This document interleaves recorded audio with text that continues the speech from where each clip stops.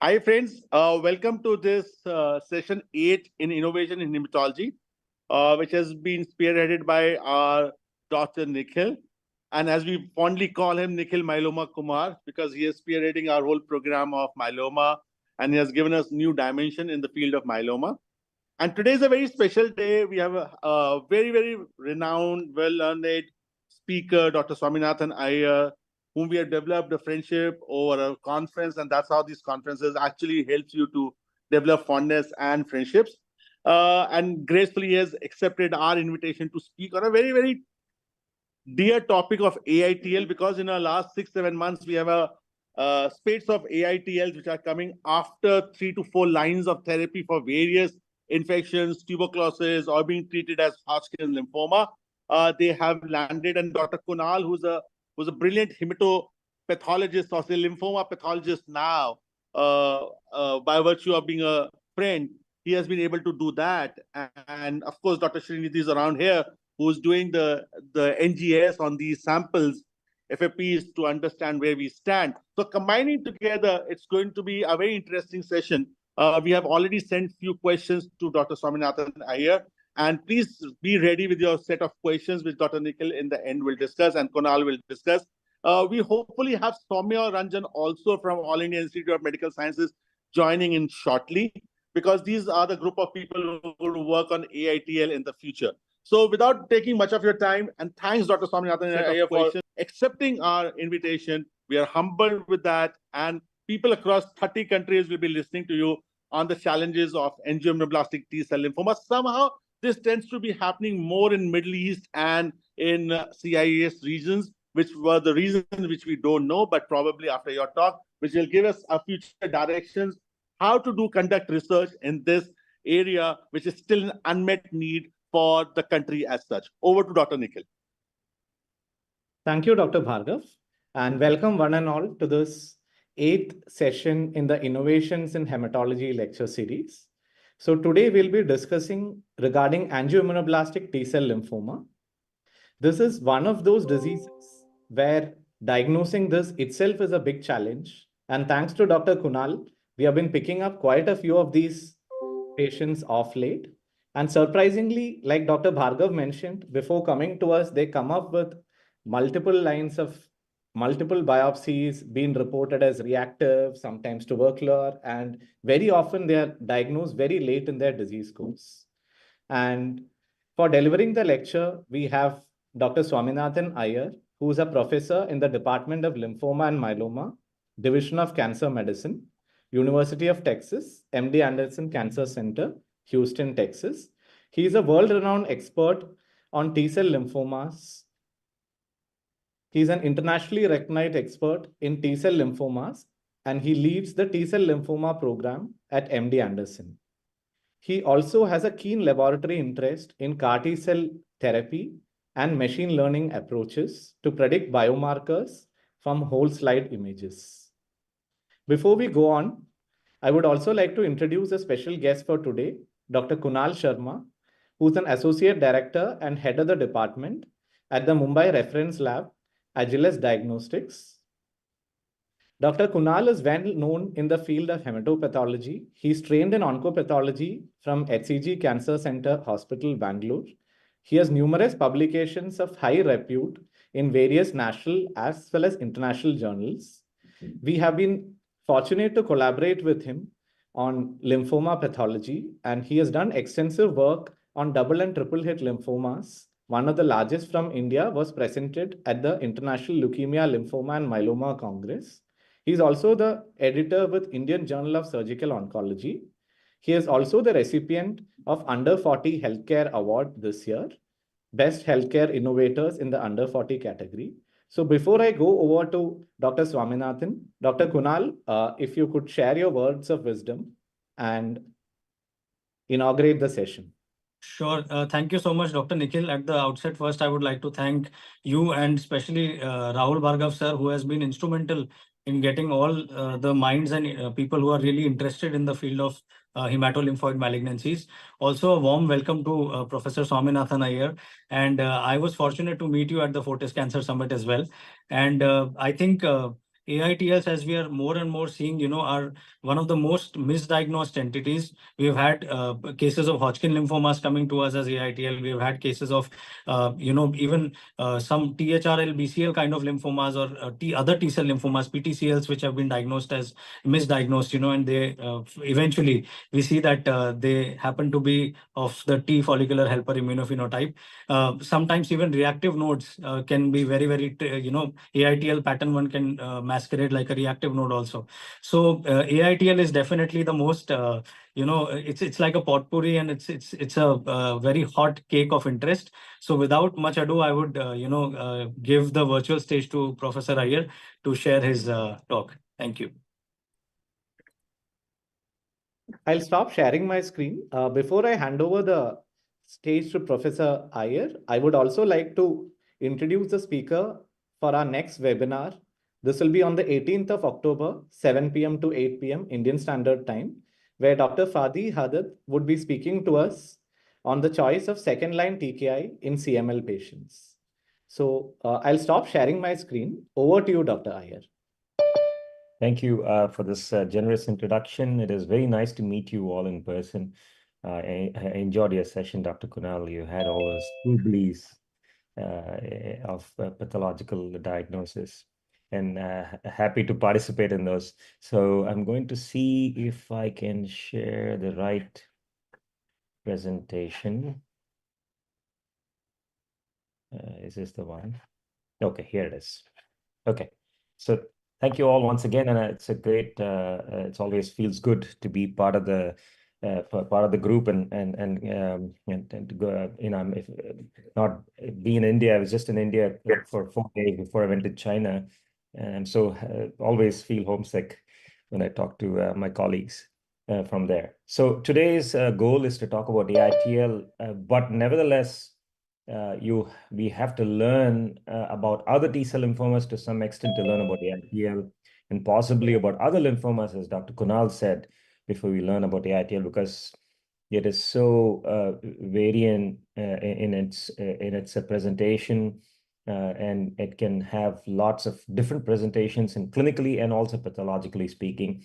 But to set a stage, this is the ICC WHO classification, which if you see here, and get my laser pointer working. Okay, here. All the angioblastic T cell lymphomas are lumped into one group as T follicular helper phenotype.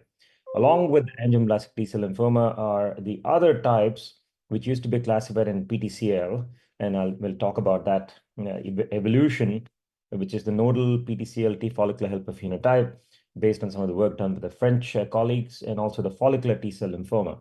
I think it's important to recognize that they are biologically very similar entities, and possibly the response to treatment as well.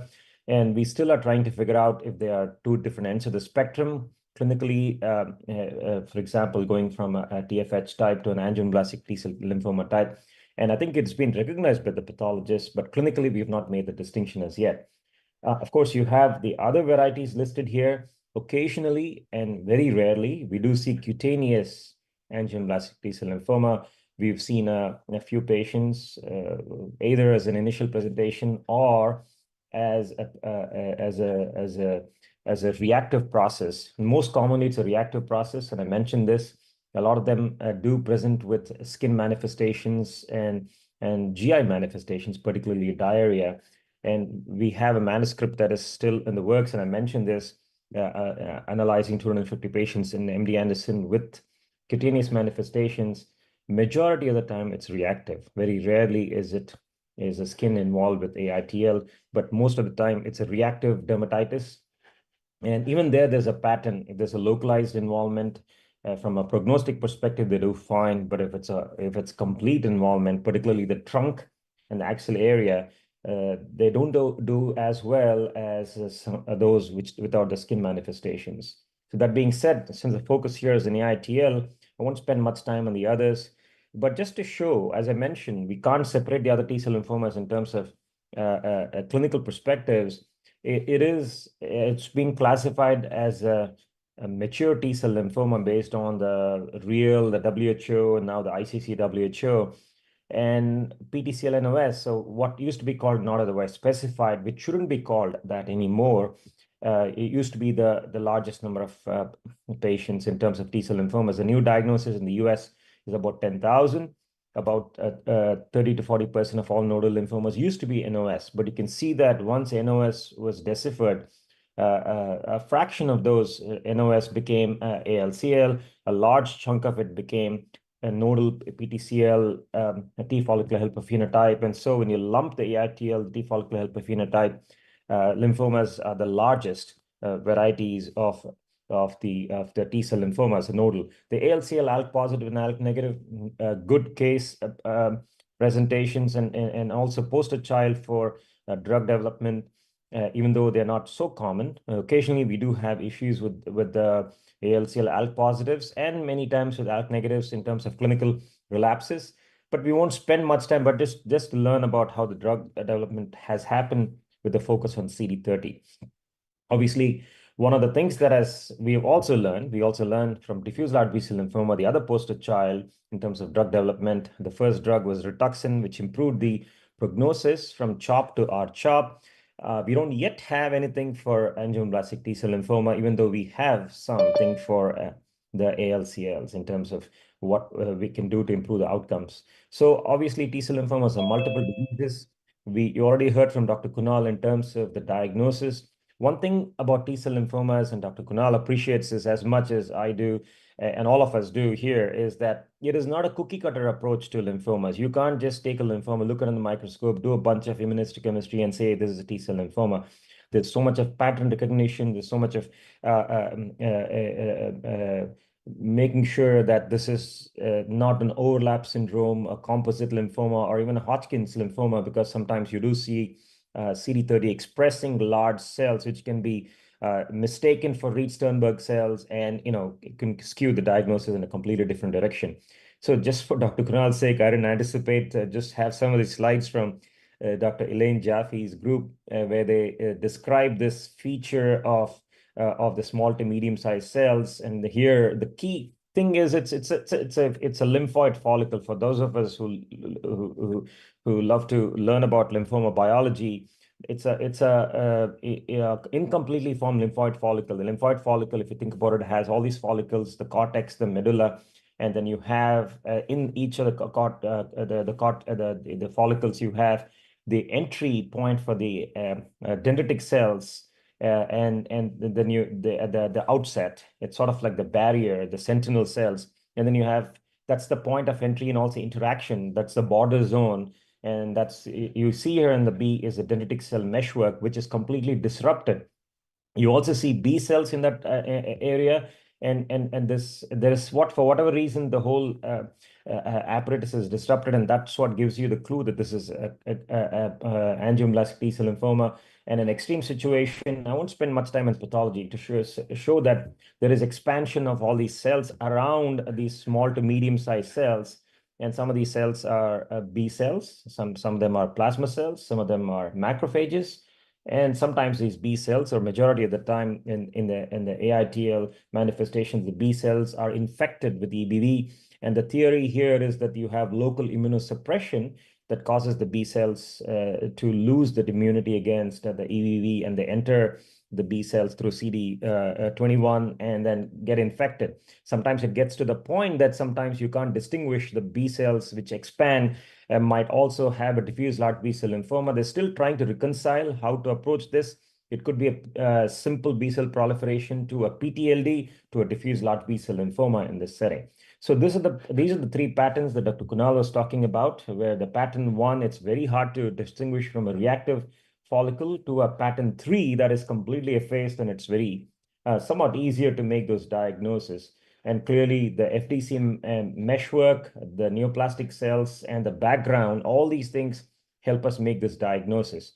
So obviously in the lymphoma biology, lots of things have happened since the first recognition, culminating in this 2022 edition of the WHO and the ICC, which not only involves morphology, the nuclear contours, the immunophenotype, the molecular type, And now I think we recognize AITL as an entity. And in many situations where there is a doubt, we often end up doing the typical genomic sequencing that is in AITL, which we'll talk about, which is all skewed towards an epigenetic signature that is malformed. So there is a change in treatment paradigm. As I mentioned earlier, ALCL is a poster child. We have not yet peeled off the AITL, but I think we're getting there. The ALCL is CD30-directed therapy. For AITL, I think a lot of drugs work, but I think we have not done the studies the right way that it should for us to say that we have a drug for AITL, at least in the newly diagnosed setting. In the relapsed refractory setting, I'm going to show you that a lot of the new agents, which are not yet FDA approved, and even the ones that are FDA approved, have a sensitivity towards AITL. And that's a good thing, but we also have to do the study in the right way and also show you how the studies are done and why they were a failure. Having said that, we have not made advances in T-cell lymphoma, particularly the last approval was in 2018 with brentuximab in combination with CHP in the United States. So we have long ways to go. On the other hand, B-cell lymphoma is galloping ahead with multiple approvals, and we might get the fourth bispecific and the fourth CAR-T approved in diffuse large B-cell lymphoma. So just a slide to show that CHOP has been the default may not be the case.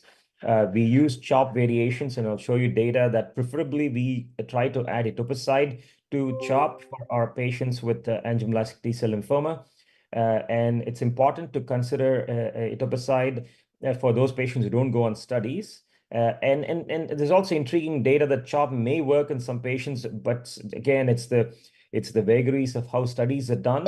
But I think CHOP is probably not sufficient for the majority of the patients. We really don't know who might benefit from CHOP alone or CHOP plus etoposide or CHOP plus a biologic, which we don't have yet. And I'll show you the failure of romidepsin. And we think that azacitidine could be one of the first drugs that might have a specific approval or at least a pathway for approval in angioblastic T-cell lymphoma. So these are all the attempts that were done in the past for improving upon CHOP. And we'll talk a little bit about romidepsin CHOP and why it was a failure, the combination of romidepsin with CHOP versus CHOP. There was no difference in PFS. There was no difference in overall survival. However, and we will see that there was a response only in the T follicular helper phenotype. Addition of etoposide, we follow this. The old data from Golems, from German study, is that the etoposide clearly seems to help patients, but majority of those patients were ALK positive patients.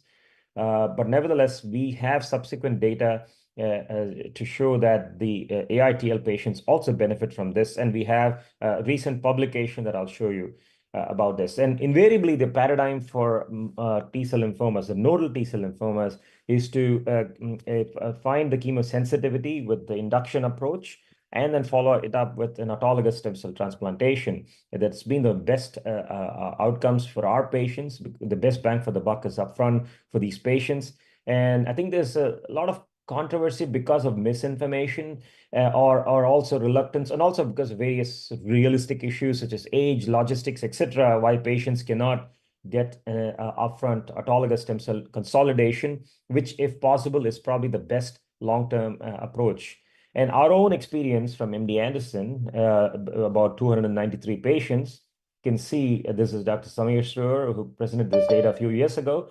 Upfront stem cell transplantation, you can see the curve, survival curve, as opposed to those patients who don't get a transplant or relapse. And if when they do get a transplant, it relapse, and the outcomes are very poor. So in other words, you have to try and get the autologous stem cell transplant upfront. There is also this data from Dr. Smith of why we don't do an allo transplant because of the risks of an allo transplant. But yet, for the right patient, if you handpick those patients, maybe there is a reason to do an allo transplant. But at least in the algorithm, we reserve the allogeneic transplantation for those patients who go through the induction, go through an allo, and get to a remission, and then follow that with an allogeneic transplantation. So as a second CR or a third CR, if you will, if they can get to it. Yeah, so we don't normally consider allogeneic transplantation. We've had patients who, we do autologous transplant. Age is not a consideration. Sometimes arbitrarily 65 is a cutoff. in many countries. But here, our oldest patient was 82 years old, who underwent an autologous stem cell transplant for AITL and is still doing well now 8 years later. So stem cell transplantation, as I mentioned, carefully chosen, and we won't discuss this anymore. So CD30 was the first line in the sand that was drawn, and we learned this from ALCL. And this is the Echelon-2 study that allowed patients with T-cell lymphoma, nodal T-cell lymphomas. Initially, it was meant to be an all-comer study, but the European agency said you have to enrich this for ALCL. So 70% of them are ALCL patients.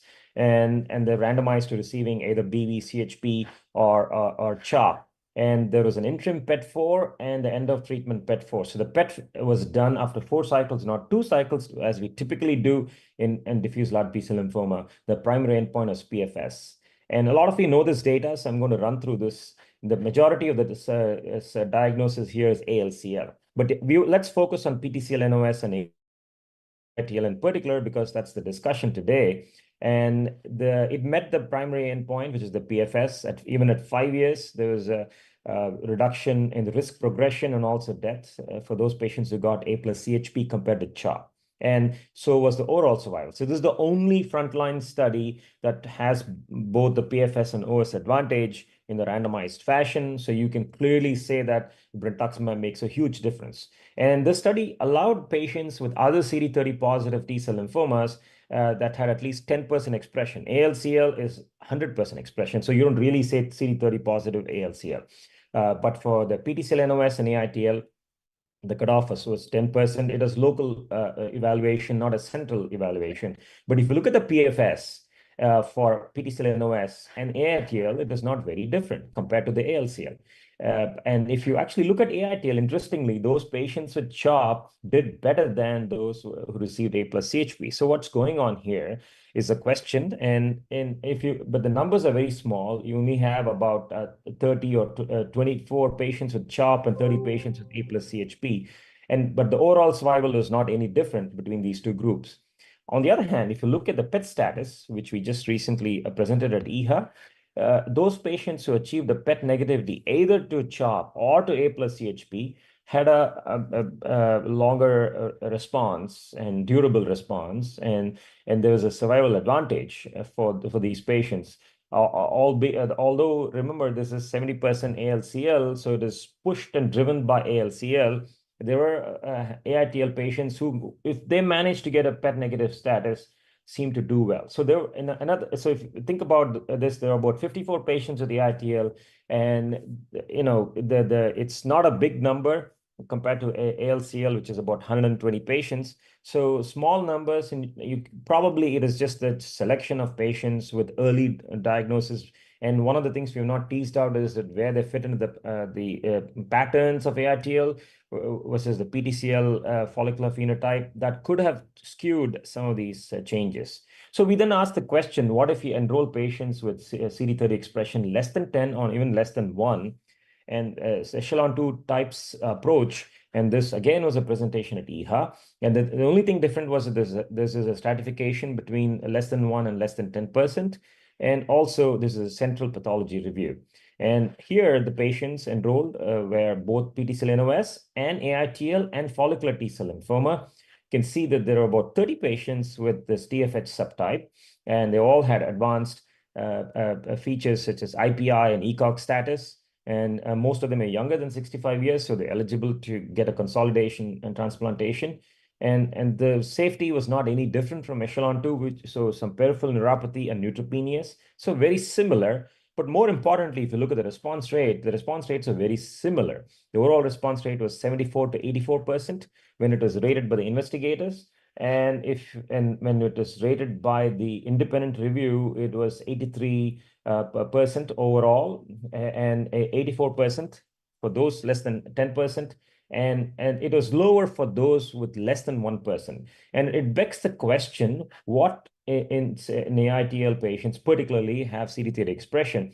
I didn't show in the previous slide some of these immunoblasts, and one of the characteristics of AITL is this arborization of these venules along with the FTC meshwork, and then you have these large cells that invariably express CD30. And I'll show you in the other studies, sometimes the CD30 expression in the immunoblast is has CD30, but that's not a tumor expressing CD30. So there is a little bit of confusion, and there's also not the alignment amongst pathologists on what to rule. But when the central pathology review was done, here clearly they highlighted only those patients that had CD30 expression in the malignant T cell population and not in the B cell. So clearly in this case, as you can see, that the response rates are a little lower. We don't have the PFS for this. So we will wait. This probably will have a presentation at EHA just to show that at least for less than 10%, you can use brentuximab, and potentially if the response rates are high, we don't have the PFS as yet. What we did, and this is work from one of our medical students, looked at CD30 expression in angioblastic T-cell lymphoma and about 300 odd patients, and you can see that there are 182 patients who had a CD30 expression. And when we actually looked at the patterns, most of them had advanced stage disease, and the CD30 was detected at the time of relapse.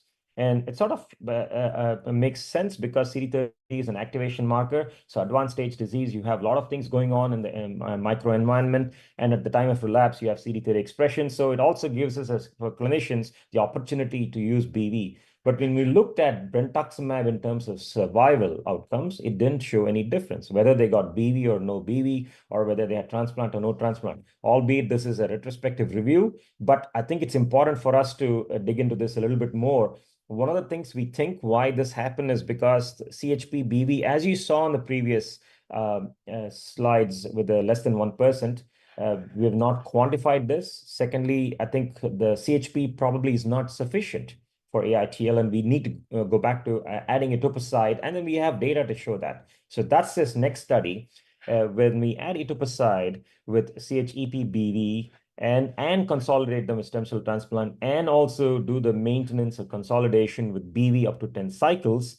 And this study just came out in July and Lancet Hematology. You had non-ALCL subtypes. And this study started around the same time that brentuximab was approved, so around 2018, 2019. It was completed just before COVID. So we almost have 5 years, 6 years follow-up data that is published here. And you can see advanced stage disease. What is different is that they got CHP BV plus etoposide day 1, day 2, day 3, and majority of them received consolidation. And if you look at the response rates, 90% response rates. So in other words, we think that for diseases like AITL, where you have BV that may not be as supportive, but when you add etoposide, suddenly it pushes the response rates all the way over the edge. And if you look at the survival curves, on the top you have the overall survival, it's really a flat line. And then this at the bottom, the PFS, you actually see many patients are potentially cured. And we still have patients in the long-term follow-up who are doing well. So in other words, for diseases which are CD30 positive, which are non-ALCL, particularly the AITL, that's the discussion today, I think this is a great approach to follow for our patients, the opportunity to use etoposide along with CHP BV, followed by consolidation, stem cell transplantation, and maintenance with brentuximab.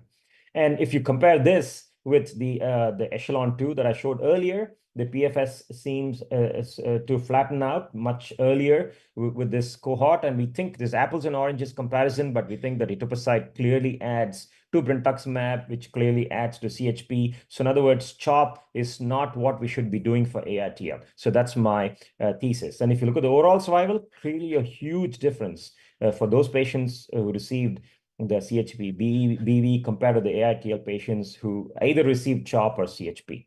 So there are a lot of other CD30s, and remains to be seen if it's MMAE, but this is the result. These are phase 1 studies, so we'll see how it goes. So romidepsin CHOP, a word on why this failed. I think part of the reason is because when the study came about, there was no enrichment like the echelon 2. And the number of patients with the TFH, in retrospect, when the study was started, we didn't know that there was this TFH that could be lumped into one group. So a lot of these patients came with a diagnosis of PTCL. It was a label rather than a descriptive diagnosis that was added on. And so that's part of the reason. So patient selection, even those patients who had AITL, there were about 40 patients in both the groups. And I did some calculations that if you actually increase this by another 30 patients, this could have been a positive study. Why? Because even though the PFS overall was not met, there was clearly advantage for those patients who received received a RO-CHOP in the T follicular helper phenotype. In other words, it's a post-hoc analysis, and the TFH patients did have a PFS advantage by adding romidepsin CHOP. The other reason why this study was negative is because the toxicities were higher when you combine romidepsin and CHOP. So in other words, we could have done this better, but hindsight is always 20/20, right? So these are some of our mature T-cell lymphoma pathways. Everybody go. Now we have two frontline studies.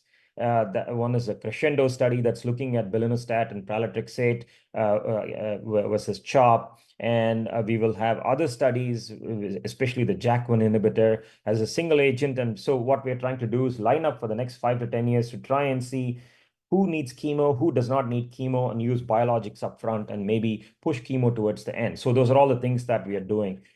So just a summary of the front line, Echelon-2 clearly shows some benefit for PTCL-NOS, but I think etoposide makes a huge difference based on our investigator-initiated study that is just published. And CD30 expression needs to be is very important, but you have to make sure in AITL that it's only seen in malignant T cells, not in the immunoblasts. But if you look at the situation, most of them relapse, unfortunately, and we only have 4 drugs, including this chitamide in China, and romidepsin is withdrawn from T-cell lymphoma, even though romidepsin is probably the most active agent in AITL.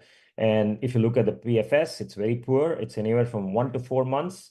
And it's not very different from our own experience at MD Anderson that Dr. Dai Chihara presented. The PFS is 2 to 3 months, depending upon if it's PFS1 or PFS2 or PFS3. So how can we harness the advances in biology?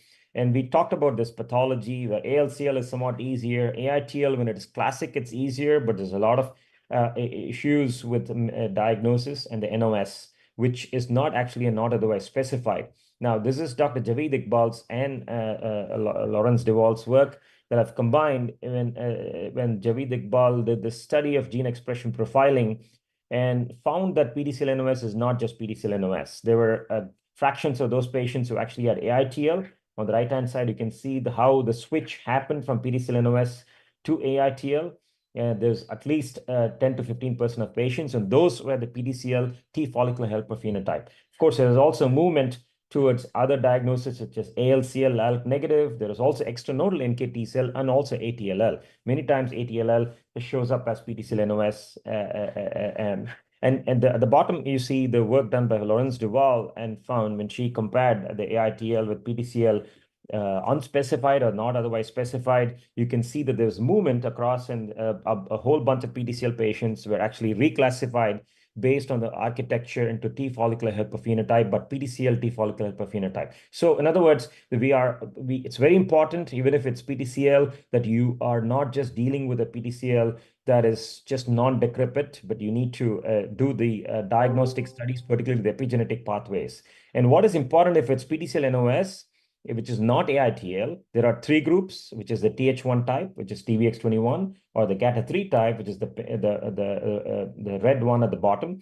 And why is it important? Because the GATA3 patients don't do so well. So this is a different biology. This is not AITL. This is only in the so-called PTCL-NOS, which doesn't contain the ATLL or the ALCL or the AITL. And that's where I think it's important for us to clearly label the PTCL-NOS properly and also label the AITL properly. So a lot of this goes back to the pathology discussions Dr. Kunal was talking about. At least for the PTCL-NOS, we have pathways based on the Catalina-Amador approach of using TBX21, CXCR3, and GATA3, sort of like the Hans criteria, if you will. We can discuss this later, but just to say that the cell of origin is important in PTCL-NOS. Of course, doing somatic mutations is important. And if you look at AITL, there are mutations in the T cell receptor pathway and the co-stimulatory pathway. More importantly, there are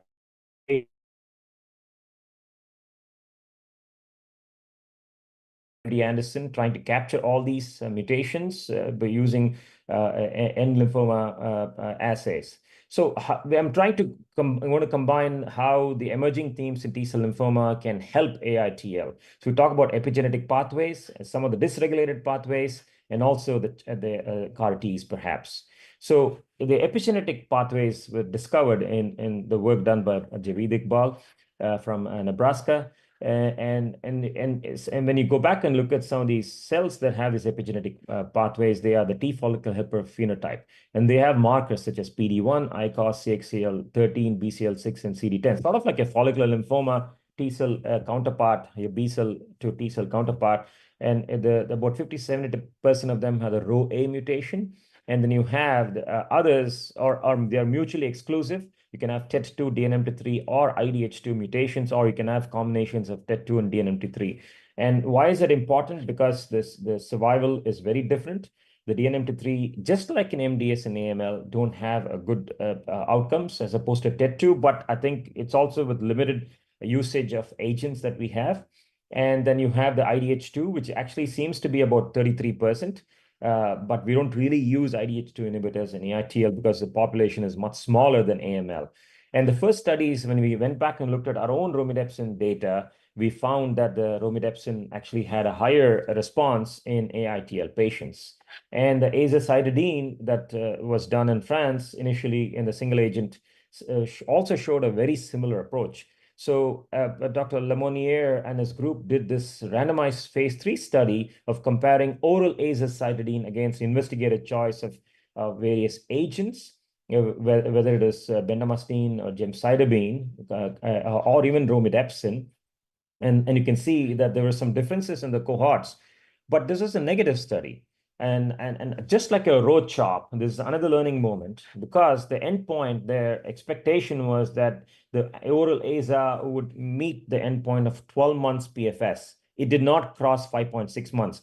However, what we do learn is that just because we think chemotherapy works in these situations and we want to take them to a autologous stem cell transplantation in the relapse setting, you can see the chemotherapy, the median PFS is only 2.8 months. So it's 3 months. Even in that small, even though it is not powered to answer that question, the investigator's choice was clearly was not as good as this. And it's a lesson for us to learn that in the relapse refractory setting, particularly in the primary refractory setting, you have to use biologics. And this is a thesis against using chemotherapy.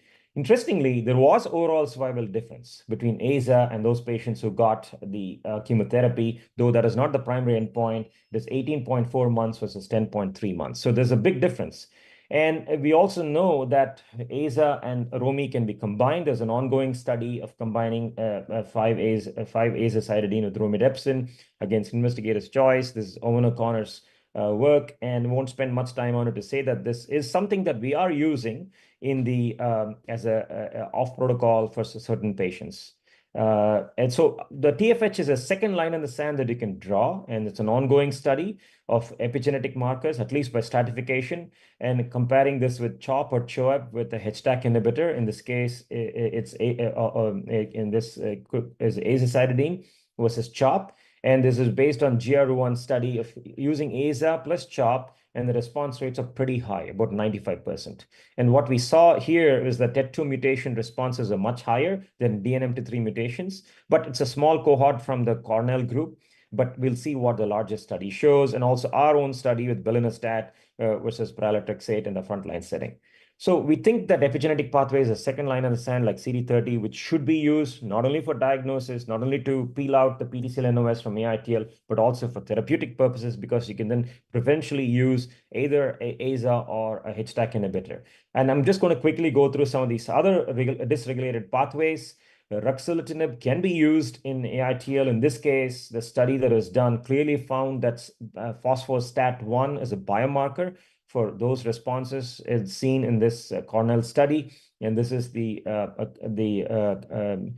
spatial information that is provided using phospho-STAT. Now, there is another JAK inhibitor called golidocitinib, which is published. We were the only non-Asian site that participated in the US. And this is a JAK1 inhibitor. Golidocitinib is 150 milligrams per day. And you can see that most of these patients had a PTCL NOS and AITL, again, not subclassified. And the responses were about 40% with CRs of 23%. I'm going to show you those three different agents, but in all these things, you have a 40% overall response rate and 20% CR, which is much better than some of the other biologics like romidepsin. It's double the responses, double the CRs. And the safety is also very good in this golidocitinib. PI3 kinase pathways struggled because of the class effects and also a lot of side effects. But what we do know is the GATA3 positive T cell lymphoma and a lot of angioblastic T cell lymphomas use this PI3K hub. So how do you come up with a better PI3 kinase inhibitor? This limperlisib is the latest in class. And the reason why it's different is it's renally excreted and does not cause colitis, as you will see. And this is data from Dr. Song at ASH presentation showing responses of about 48% and 30% CR. And this is the swimmer's plot with a lot of greens. And if you look at the responses, the best responses are in angioblastic T cell lymphoma. CRs of 50%, overall response rate of 65% compared to the other subtypes. And the safety, most importantly, you do not see immune-related events such as transaminitis or colitis. And so we did this study in US and also Europe, and we will be presenting this data at ASH. This is a good example of a patient with angioblastic T cell lymphoma who got CHP-BV and had primary refractory disease. So we didn't choose the chemotherapy pathway, got limperlisib, and immediately after 2 cycles goes into CR, and after 10 months continues to remain in CR and then is consolidated with the transplantation. Valemetostat is an EZH1, EZH2 inhibitor, and similar subset of patients that are included AITL and nodal PTCL with TFH phenotype. The responses were very similar in the 43% overall response rate, and this is the PFS and overall survival. So there are multiple randomized studies in the relapsed refractory setting that are ongoing looking at valemetostat, limperlisib, and also with golidocitinib. And just to show you that we are making progress, we have moved from a 15 to 20% response to a 50% response rate with these agents. A few words about the microenvironment and where we think the checkpoint can fit based on our own investigator-initiated study. We already mentioned that AITL has a lot of rich cells around it, macrophages, the B cells, the plasma cells, and whatnot. And we exploited this by combining romidepsin with pembrolizumab, an investigator-initiated study, wherein we used romidepsin day 1 and day 8, and then pembrolizumab every 3 weeks with the primary endpoint of safety initially and then overall response rate. Clearly, there were about 38 patients, and about half of them were nodal TFH or PTCL. And cycle 6 response was 71%. The best response was about 50%. And so these are approved agents. But if you look at the PFS clearly benefited the TFH patients and the overall survival compared to even PTCL NOS. These are clearly separated out. We took out all the ones that were not TFH. And so we are doing spatial transcriptomics and whole exome sequencing, and we'll present this data at ASH this year just to show that we think that there's another opportunity other than AZA and ROMI is to use checkpoint inhibitor for TFH type of T cell lymphomas. And these are some of the targeted genomics. We don't see a pattern as yet, but what we do see is a response. The other subtype that also benefits is ALCL. This is a patient with BI-ALCL, which essentially manifested as ALCL, the breast implant associated lymphoma, and received multiple chemotherapies, had a very cytokine-rich disease, and after combining pembrolizumab with romidepsin, went on to achieve a complete response. So we think that the AITL is right for the combinations, right for biologics, and I think after a point when they relapse, chemotherapy should not be used in the future. It's going to go into a combination of biologics, but it's probably going to take the next 5 years to find those answers. Finally, cytokine storm is AITL is a lot of cytokines in it because of hyperactivation of T cells and macrophages. One of the things we have done is to look at what makes a difference, the lack of a biologic, but we also try to improve this extreme cytokine storm, which is HLH with an OHI index. Dr. Abhimaiti also had a presentation at EHA, a late-breaking abstract of using a pan-SERP inhibitor. Many of these patients are T cell lymphoma, including angioblastic T cell lymphoma patients. Not only its early data, but clearly it prevented them from dying, with the mortality rate is pretty high in the first 60 days. But it also was able to get them through the lymphoma. There were 2 or 3 patients with AITL who actually had, without receiving other therapies, had response to the underlying disease as well. So it remains to be seen. Last word on the CAR-T. CAR-T is a struggle in T-cell lymphoma because of fratricide with the common antigens used, but we think the post-thymic antigens are ripe, such as the CD30, CD37, CCR4, and CD70. There are problems with the CD30 studies, mainly for the manufacturing, if you will.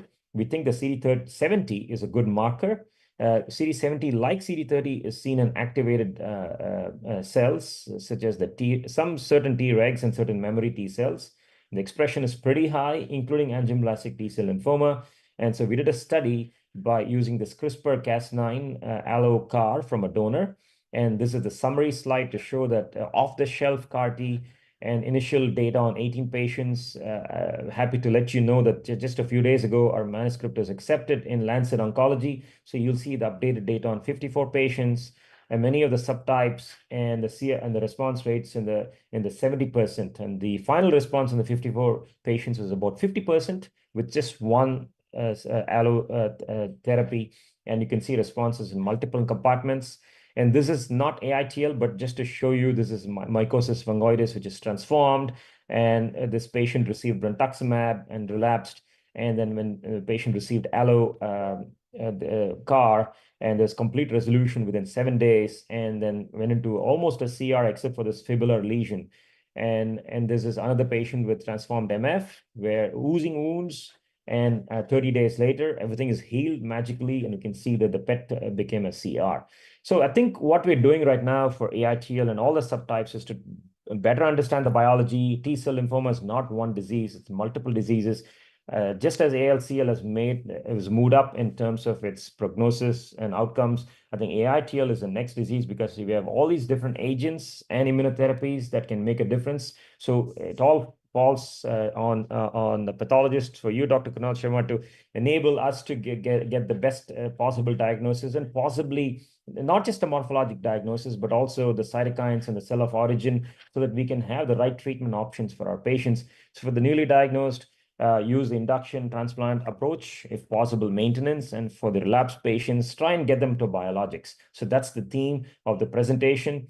And just want to show you that we have a moonshot program at MD Anderson. We're third year in terms of funding. And one of the questions we're asking is, what's the role of B cells in T-cell lymphoma, particularly in angioblastic T-cell lymphoma? So stay tuned.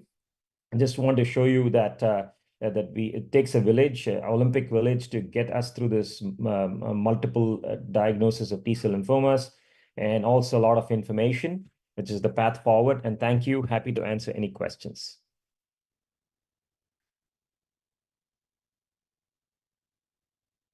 Thank you, Dr. Iyer. That was an excellent presentation. You have comprehensively covered the topic and also touched upon all the recent advances in T-cell lymphoma management. We have collected a few questions from our Indian colleagues as well as the audience. Can we go ahead with the question answer session? Yes, please. Certainly.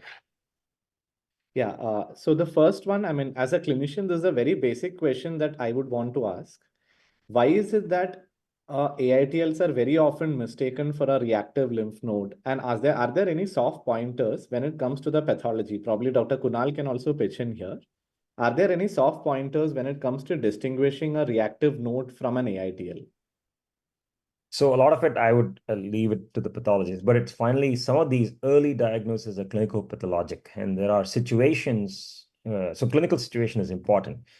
We have had patients who take methotrexate for other reasons, may end up having some kind of a reactive process where helper cells are more, and may even have adenopathy. I had a patient who had a anti-epileptic change from Keppra to phenytoin, and the presence with the lymphadenopathy, and then found to have TFH. Now, these are not. So you need these are not malignant clones. Of course, this I'm talking about in days before we started doing NGS. The clinical picture is very important, and now at least we have the NGS to fall back on. You have to look at the clonality. We don't talk about clonal hematopoiesis. A lot of these AITL patients have clonal hematopoiesis, which the TET2 and DNM3 represent. So even if you do the NGS, sometimes whether it is really a reactive process with clonal hematopoiesis, so you're sort of getting into the weeds in this early processes. So clinically, what you do is, if it's early disease and you have the right clinical context, you sometimes watch and see 3 months later what happens to these nodes.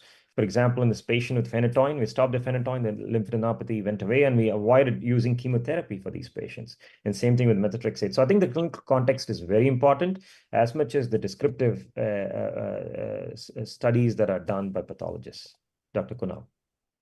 Right. From the pathological point of view, first of all, I would just like to say that Dr. Iyer, your talk was fantabulous, and I think it was very crisp, and it explained and touched upon all the points, not just from a clinical perspective, but even at the pathological perspective. And it is important to understand the pathogenesis to really figure out why AITLs behave differently. From the pathological perspective, as Dr. Iyer had also mentioned and I had also mentioned, there are three patterns in AITL. There is the pattern 1, which simulates a reactive node. Then there is a pattern 2, in which these reactive follicles, they start to regress a little. And then there is pattern 3, in which you usually have a diffuse lymphoid infiltration. So the most difficult to differentiate from a reactive node is the pattern 1. But there are very subtle cues which help you differentiating, because in AITL, the mantle zones will not be well cuffed. They will have a bit of an obscuring. The second thing is that in these areas, you will have on IHC, you will have these T cells which will express the T follicular helper immunophenotype. You have very specific markers for T follicular helper cells. You have CD10, BCL6, ICOS, PD1, CXCL13. So these are the markers. And once you see that in the obscured mantle zones, these kind of markers are being expressed, you know that you are dealing with a case of angioimmunoblastic T cell lymphoma. And Dr. Iyer, you mentioned about all the upcoming treatments for AITL, and many of them, like JAK inhibitors, would be based on a NGS. So do you do a tissue NGS for all your patients with AITL at baseline? And Yeah, does we it help tried. you to modulate your treatment either at diagnosis or at relapse? So we try to sort of in a data collection mode. Don't think we are at a point to say that we are using this information, but definitely when it comes to trying to find predominant epigenetic pathways, we try and avoid chemotherapy, as I said, and try and go about using agents such as the HDAC inhibitors and azacitidine in combinations if they're not on protocol. Right now, it's all in data collection mode. We also need to have a collaborative study. So, even MD Anderson sees, so we see about 250 patients with T-cell lymphomas. It's not a lot. It seems like a lot. Most people don't see more than 1 or 2 a year in practice. So we have to collaborate. So all our studies are collaborative. I think in the future we'll probably have more sorting out the diagnosis based on the underlying pathways. But what is clear is that you should do it at every relapse, at least in the relapse refractory setting, because some of these pathways might change, or the allele frequency might change. You might have one clone dominating over the other. So whereas JAK inhibitor might stop working, but the PI3 kinase pathway downstream can work. So I think you need to ensure that you always have the updated information. And Dr. Kunal, considering the therapeutic options we have when it comes to a relapse setting, what are the markers that you would be keen to look at when you get a relapsed AITL case, either from a IHC perspective or from an NGS? So, from an IHC perspective, we would first like to confirm that it is the relapse of an AITL and it is not something else. A very pertinent point which was brought out by Dr. Iyer was of the B cells, which are very, very of peculiar interest, in an AITL setting, because these are EBV infected, and many a times in concurrent settings or in relapse settings, you actually are dealing with a EBV positive DLBCL. In a patient who was previously diagnosed as an AITL. So you have to be very, very careful with what you're dealing with. From the NGS perspective, IDH2, 172R is the most specific for AITL. There are others, which are also found. There are other genetic and epigenetic modifications which are found, like TET and others, but they are more commoner for other, T follicular helper lymphomas. But IDH2, 172R is the most specific for AITL. So that is something that you have to look at. Also, a very, very important thing I would like to share with everyone, that in AITL, the background is polymorphous. And we have already spoken about these B cells the EBV infected B cells. These are actually known as forbidden B cells because they're immunodeficient. And you can see clonalities, monoclonal proliferations of these as well. Another very important thing is that sometimes the plasma cell population is phenomenal. And while most of the times it is polyclonal, sometimes it can be monoclonal, and those are very easily misdiagnosed as probably, a plasma cell neoplasm. So these kind of genetic alterations, when you're dealing with a molecular evaluation, are also seen in a case of AIT. And Dr. Iyer, you mentioned about the cutoff of CD30, as though conventionally we consider 10% cutoff. But if a patient has, let's say, 5% CD30 expression, would you still treat these patients with brentuximab upfront? Yeah, so non-ALCLs, right? So I think for AITL, I think we should still consider using brentuximab, but I think our own data and bias is that that etoposide might be needed. And if you look at that, even there is, there's only a small number of patients in the echelon 2, a small number of patients in the CHEP-BV. We think that if somebody has bulky disease, has advanced features, or even dysproteinemia, as Dr. Kunal mentioned, sometimes they also present with MGUS, and it might look like a myeloma. Smoldering myeloma. So I think these patients probably would probably benefit from the chemotherapy. I think that's the initial bias. If you have early stage disease, who are not very symptomatic, and perhaps those patients you can avoid using etoposide. But clearly the cutoff all the way up to 1%, I think you should be able to use brentuximab.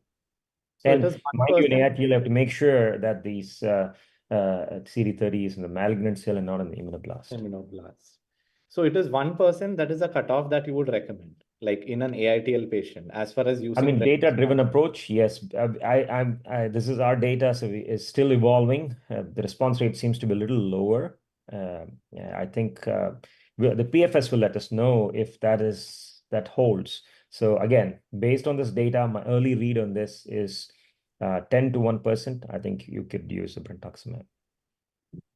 And since many of these patients would have visited multiple centers and they usually present to us in late stages with bulky disease.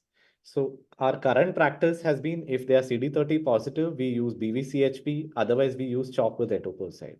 But I mean, going back to the data that you presented, do you think a combination of BVCHEP, including etoposide as well as brentuximab in the upfront setting, would make a lot more sense for these patients, obviously followed up by a transplant? Correct. I mean, so those are the kinds of patients who I think will benefit from the combination, because brentuximab probably adds some. It's probably better than vincristine, but it's very hard to say from a small data set. But I think you saw our own retrospective review. They're all patients who received CHP-BV, not CHEP-BV. So clearly, I think you need to add something else in addition to etoposide. In addition to brentuximab. So etoposide is the most logical approach. So you're sort of blending CHOEP with CHP-BV to come up with this regimen. I think there's a question in the chat. Yeah, I'll just read it out for you. So Dr. Srinidhi wants to know, what is the role of spatial transcriptomics when it comes to AIT? Yeah, so I think it's very important. When we do NGS, a lot of them are bulk sequencing, or even the exome sequencing, because we just extract DNA and or RNA, and then we do the mutation analysis or the transcriptome. But we don't know where they're coming from. So sometimes we have algorithms which helps you to reconstruct this. And it's much better if you have each and every single cell in the pathology. Then obviously it gets to the technical aspects of trying to get live tissues and analyzing them. So in lieu of that, how can you take a slide, FFPE slide, and you have the information, you have the spatial information. So how can you get the transcriptome there? So there are many methods available to look for transcriptome. 10x has one, and the nanostring is another approach where you actually have oligos for different DNAs that can fuse to these cells in situ. So, and you can and they all have different colors to it, and so they all have different expression levels. So that is a very popular and also tissue preserving approach for trying to find out the expression of different genes in different cells, especially for AITL, because it's so rich in microenvironment that you don't know where the signals are coming from. You can have mutations in the tumor, but your mutations alone do not give you the answer, and the biologics may not always work because you have a microenvironment that also decides how the biologics work or don't work, right? So I think you need to have that information. So that's the role of spatial transcriptomics. And I think it's an upcoming area. And AITL, I think, is primed, and you'll see our data with the whole exome sequencing and codex at ASH this year. So we have been having quite a few AITL patients off late, and many of them with difficult scenarios. So would like to discuss a few of them with you. Sure. How do you treat an elderly AITL patient unfit for chemotherapy, CD30 negative? What would be your treatment of choice upfront? Upfront. So we do have data, and I showed you the pembro-romi approach, where you use a HDAC inhibitor with azacitidine. I don't know if romidepsin is available in India. It's not. It is not, right? So what we do sometimes is to use AZA, just like you treat these patients with leukemia. The Owen O'Connor had about 5 or 7 patients in this study of 20 patients, newly diagnosed, where combined AZA with romidepsin, and they all went into CR. And I've seen a couple of those patients. So I think that's an approach to take. The other approach to take is, since you don't get romidepsin, you get Keytruda. And this is all, of course, is all off protocol. This is all semi-data driven, extrapolating information, is to combine AZA with checkpoint inhibitor. Because if you think about it, what AZA and romidepsin do is that they enhance class 1, class 2 expression, improve the antigen presentation. So it's picked up by the immune cells, but the immune cells are not active. So you want to activate the T cells. And so use checkpoint inhibitor. And just a word of caution about using checkpoint inhibitor in T-cell lymphoma, there's always this concern for hyperprogression. But I think in T-cell lymphoma and AITL, you don't see that. You might see some consolidation of the lymph nodes and the trafficking of the T cells, but typically you don't see hyperprogression. You see that in cytotoxic CD8 positive T-cell lymphomas and ATLLs, not in AITL. So I think if you were to use checkpoint inhibitor has to be combined with this either AZA or romidepsin. So that's another approach to take. You do have Jakafi, right? So these are all off-protocol approaches. So we have also off-protocol combined AZA with Jakafi, which I think would be germane in India. So these are some of the biologic approaches which are well tolerated. It's sort of like your AML, where you've gone from 7+3 to using AZA plus venetoclax. And by the way, venetoclax doesn't work in T-cell lymphomas only because of the pathways of BCL2 are not relevant with venetoclax. We have occasional patients with ALCL and maybe certain types of cutaneous lymphomas that respond to venetoclax. So in lieu of that, I think trying to use Jakafi plus AZA would be a better approach. That's a very interesting thought. So we have been using azacitidine for these patients who are unfit for any other treatment. But before we give them Jakavi or pembrolizumab, do we need to look at the expression? Do we need to look at the JAK2 or the PD-1 expression, or it can be given regardless? So what we do know from Jakafi is that the responses are better with phosphostat. So if the phosphorylation of stat is a marker. In the combination, it's not very clear. I think the study that is done by Steve Horowitz, where they actually sequentially added Jakafi and dualisib, which is a PI3 kinase inhibitor, they saw a synergy in those patients who had the phosphostat. You could do it. It's an immunohistochemistry test that can be done. You can also look for the JAK pathway mutations, but I don't think as yet there is a correlation with the mutations, because you also have a whole bunch of patients where the pathways are upregulated and not mutated. So you won't know that by doing any testing.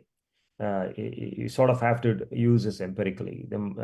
So either you can do the mutations by NGS, you can also do the phosphostat, but there's also the empiric approach. So it can be used regardless. And how do you use interim PET in your treatment approach? Do you do an interim PET after 4 cycles for all patients? And if they are PET positive, let's say they are receiving CHOP with etoposide and they are PET positive, how do you modify your treatment after 4 cycles? Yeah, so this is actionable. This is based on Echelon 2 data. The PET positive patients don't have good outcomes. Of course, there's also nuances there. The PET is also not the best test for T-cell lymphoma because there's a lot of inflammation in the microenvironment, and sometimes you have to clarify that the positive PET is actually positive by biopsy. If the positivity is only on the PET, but the biopsy shows some kind of inflammatory process, it's a false positive PET scan. The second is that you have PET positivity in some areas and more than the others, so you could approach them very differently. So if somebody has not had a response, PET is positive, I think you need to change the therapy, and you could declare this as a primary refractory disease and use biologics. So one of the approaches, as we just talked, is to use AZA, move to an AZA. We've had multiple examples where we have used AZA with romidepsin. And of course, it doesn't apply to you, but we've changed the schedule from O'Connor schedule, and we have many patients who actually have gone into complete remission just by using this combination, with the PET positivity at either cycle 4 or cycle 6. So AZA with romidepsin would be a good combination for such patients. Correct. We have a 48-year-old AITL, again CD30 negative, CHOP with etoposide, went into CR, transplanted, but unfortunately relapsed within 3 months. Okay. A frank relapse. So again, how would you approach these patients? Would it be And still? is it a bulky relapse? It's a bulky relapse. It's a bulky relapse. Extensive bulky relapse with extranodal involvement. And currently the performance status of the patient is not great. ECOG PS3. So because of the disease. So because of the disease, absolutely. So AITL, if it's AITL, I think they can have a cytokine storm. Is there cytopenia? Yeah, he's progressively becoming cytopenic. And we have confirmed that there is no other disease and there's no HLH. Yeah, we have confirmed. We have done a marrow. We have also done a repeat lymph node biopsy, which Dr. Kunal has seen and is confirmed to be AITL. No HLH as of now, but cytopenia because of disease involvement. The reason I say is that that scenario, the bone marrow may not show hemophagocytosis, and you don't need hemophagocytosis for lymphoma-associated HLH. You just need elevation of ferritin, and the value of ferritin, the threshold is 1,000, but you can use 2,400, and IL-2 soluble receptor at 3,900 international units. So when you have these two, that's the OHI, optimized hematologic inflammatory index. That's good enough to make a diagnosis. And why that is important is because you can use chemo, but for the most part, you have to take a long-term biologic therapy approach. So if you use chemo, you're using it to debulk. And since the patient already received etoposide, let's assume that this patient has HLH, then I think you'd use a gemcitabine-based approach and potentially use agents such as anakinra and Jakafi. Patient does not have high ferritin, does not have high IL-2 soluble receptor. You can still use gemcitabine-based approach like GDP to debulk, and then quickly go to the non-chemo approaches. Because as you saw from the Oracle study, these chemo responses don't last for more than a few months. And this, I suppose, from the very nature of this patient's disease, it was deemed to be chemorefractory. Also would go ahead and look for CD30 expression in this particular patient, because sometimes you do have CD30 expression at the time of relapse. We have used bendamustine BV. So it's sort of between using biologics and between using the gemcitabine-based approach. And if the patient does not have HLH or at least has a tendency towards this, I think you can still use Benda BV. There is data from the French group showing that it actually works, and you would use 70 milligram per meter square because the counts are low, and use BV, or even start with sequential BV first and then followed by bendamustine. Okay, so if CD30 is positive. The idea would be to debulk the disease and then go on to biologicals. So Correct. GDP, and if there is an HLH, gemcitabine, Jakavi, these agents would definitely Correct. help the patient. We have a case series of combining gem with the Jakafi. Gem-Ox is the regimen that we've used. you have to look for cytopenia. So practically, when you use GEMOX, you have to make sure that that Jakafi is stopped for the nadir points, because there's drops in counts, there's thrombocytopenia, Right. and we use the ruxolitinib at 10 milligrams as opposed to 20 milligrams BID. Great. Fantastic. I mean, that is something which I think we should try and eventually go on as azacitidine. And if the patient does achieve a CR and patient has a donor, do you consider for an allo-SCT? Absolutely. I think for the right age, right performance status, I think allo is probably the best approach to take. In refractory disease for AITL, the outcomes are not very good. I think if you can get the patient to a CR, and if the CR is durable at least for 4 to 6 weeks, I think that's probably the best approach to take. And our AITL patients, PTCL, and in general T-cell lymphomas have not been doing very well with an auto transplant. So considering the data you presented, do you think if we have a targetable mutation like CD30, all of them should go on a brentuximab maintenance post-transplant? Yeah, that's another approach to take, again, small number of patients. The problem, though, is that when patients get either vincristine or brentuximab upfront, they don't tolerate post-transplant brentuximab. And as was also seen in Hodgkin's lymphoma, the Athera study was done in patients who did not receive prior brentuximab. So, all of them got a year's worth of maintenance. Right. But in real world setting, most patients get brentuximab and they don't tolerate. So I think if you can practically or realistically consider even 4 treatments of brentuximab, I think that's probably sufficient. And you have been doing a lot of work on artificial intelligence, AI-based models. So, do you think such a model would be practical for AITL patients where Absolutely. baseline characteristics which could actually predict who would do well and who may not do as well with the conventional treatments we used? Yeah, so so you saw my last slide is more about each patient has big data, right? So I think you need to have all data. And one of the good things about using approaches like machine learning and deep learning is that you can look at multiple variables. When you have small number of patients, you use conventional statistics, and you're always looking at that p-value and then univariate, multivariate analysis, which is sort of hand crafted events. And you look at the traditional approaches of IPI, LDH, performance status. They're all very important, but there are a lot of variables that we don't know of that are going to help. And those variables lie in the complexity of pathology, the spatial geographic information, the complexity of genomics.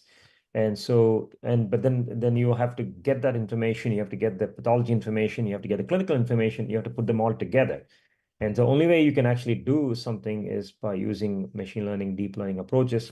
And you need a deep learning approach to actually take data, to datafy images into variables that can be used for analysis. So Right. I think AITL is probably the prime time. You'll see our presentation at ASH. It's a prime time to do these kinds of analysis, because it's not just the disease. Hodgkin's is another case in point where you have a few tumor cells, you have a lot of reactive cells around, and there's already some effort on spatial transcriptomics there. So I think lymphoma is a prime time to do these kinds of analysis. And question from Dr. Anusha. Many of the AITL patients present with autoimmune manifestations, joint pain, skin rash, and that's probably true for most T-cell lymphomas. First, why is it that there is an increased predilection for autoimmune manifestations in these patients? And second, would you treat them differently? Or is it the AITL standard treatment that you would approach? That's a great question. I think part of it is what we had discussed earlier. There's reactive processes, the plasma cells and the B cells that also get activated in this process. And then you have a lot of autoimmune phenomenon, not very different from what we see with CLL and marginal zone lymphoma. So that's one of the reasons. And the second is it's bathed in a lot of if use the right word, is rioting. So when you have cells and you have other cells gathering You actually have a ganging up of all these lymph cells, and there's a riot, and you have a cytokine storm that happens.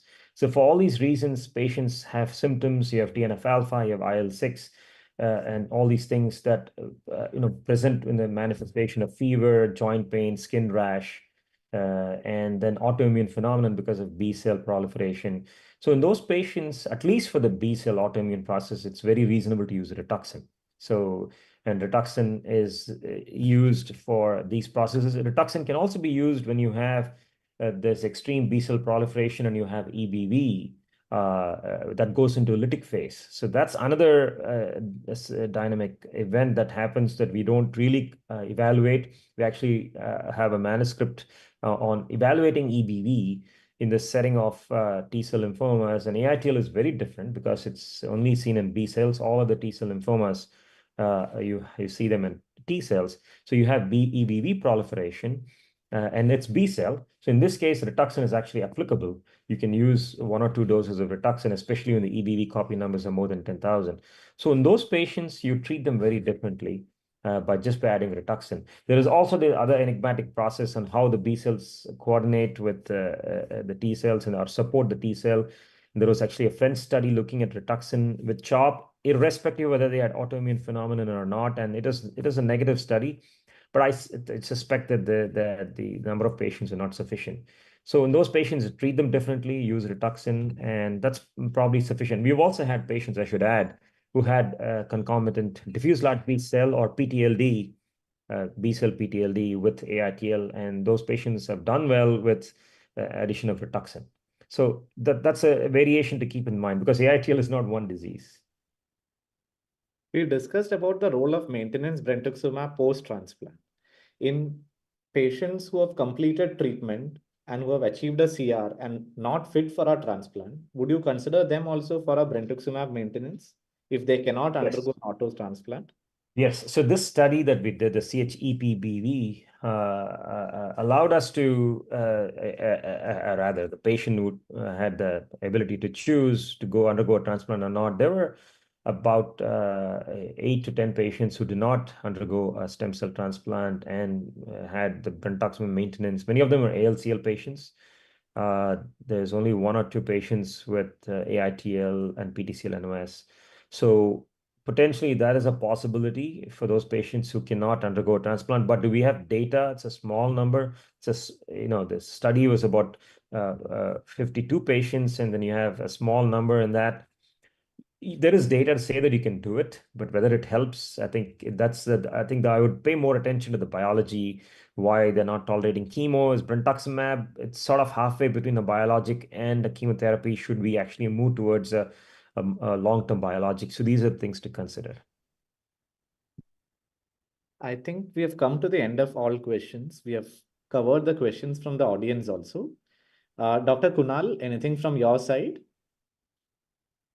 It was great to see Professor Iyer once again, and it was such a comprehensive discussion on all aspects.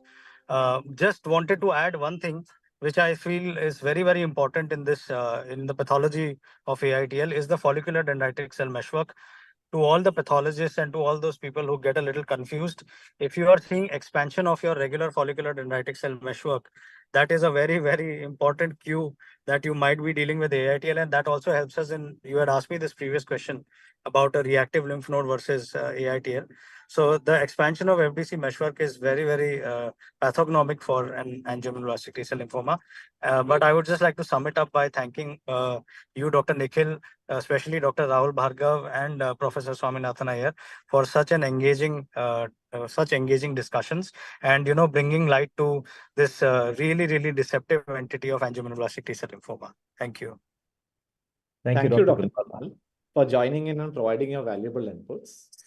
Dr. Iyer, it was a pleasure interacting with you over the last 45 minutes. You have covered such a complex topic, which is confusing for pathologists and clinicians alike.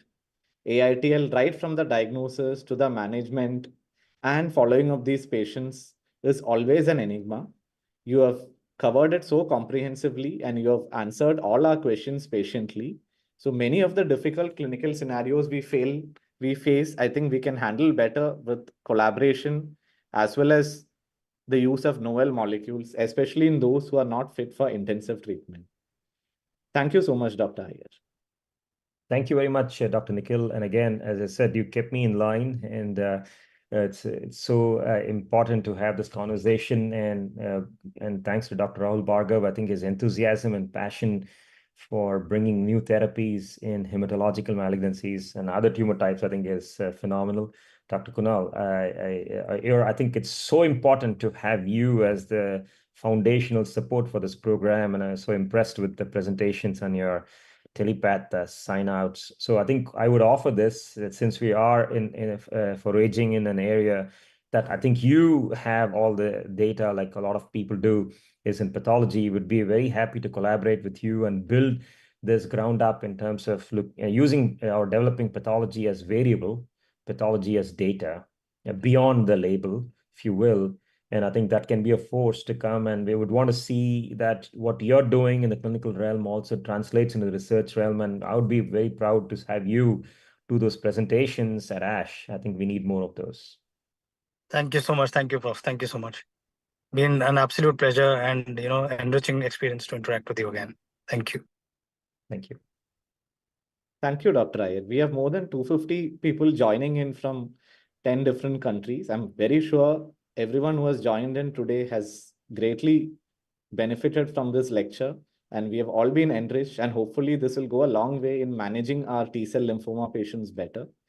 We hope to collaborate with you more in the future, and as always, discuss our difficult patients with you. Thank you so much for sparing your time on a Friday morning and joining us for this academic session. Thank you, Dr. Iyer. Thank you, Dr. Nikhil. Thank you.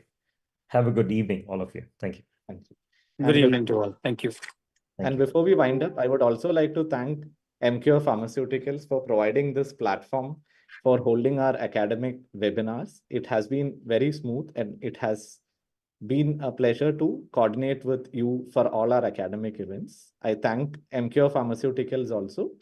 And before we wind up, I thank each and every one of you who has joined in this Friday evening, sparing your time to attend the academic session. I hope this has been useful, and we'll join in next month with our webinar on CML with Dr. Fadi Haddad on the 17th of August. Thank you all, and goodbye. Thank you. Bye.